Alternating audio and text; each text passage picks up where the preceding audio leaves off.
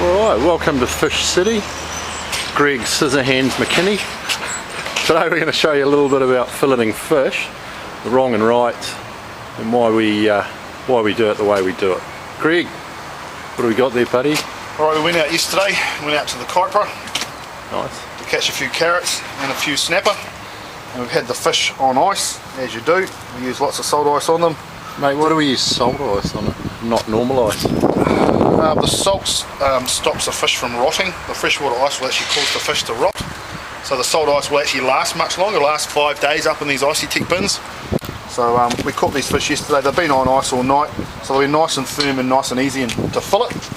And there's two different styles of filleting. The fillet lagoon is slightly different from the snapper. So we'll start with the snapper first and see how we go. Excellent.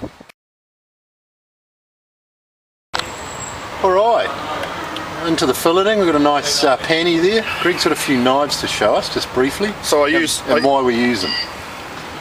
I use two knives for filleting, especially for the snapper. The first knife I use to cut the fillet off is quite a thick knife, and basically that's to get, the knife is nice and stiff so you can get all the fillet off. And the second knife is the skinning knife, so it's much thinner, and you can actually get the skin off the fillet really well. You don't actually have to skin them. You can actually scale them with a scaler, like $10 at Fish City, and you can take all the scales off the top of this and then fillet it, and you can actually cook them with the skin down on the hot plate, and they come out extremely nice. These winter snapper have been feeding all summer, so there's lots of fat in them, so quite often leaving that skin on and cooking them in there's a lot of fat in the skin actually goes through the flesh. It actually makes them taste much nicer. But today we'll just take the whole fillet off and then take the skin off as well, which is sort of how most people would eat them. Mate, one of those knives looks fairly flexible. What's the story with that? Well, that's the skinning knife. You want that nice and flat so you can actually take the skin off the fillet. So the first thing I do, obviously leave as much meat as possible. without a doubt, is I have a little diamond sharpener. These are stainless steel knives, so they need a diamond sharpener. You can't use a standard butcher's steel. Two different metal groups, so they will not, they don't work very well together. So I always just give it a quick tickle up, make sure it's nice and sharp. And then with the snapper, you always fillet down the fish. Never fillet this way, because basically these spines here that are along the back are going to dig into your hand.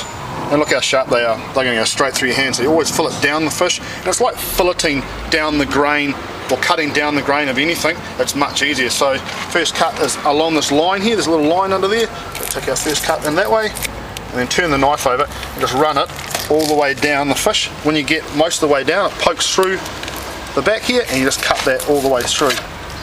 So that there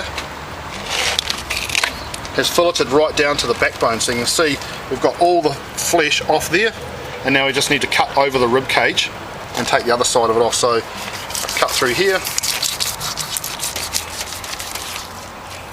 and in here we just cut over the top of the rib cage.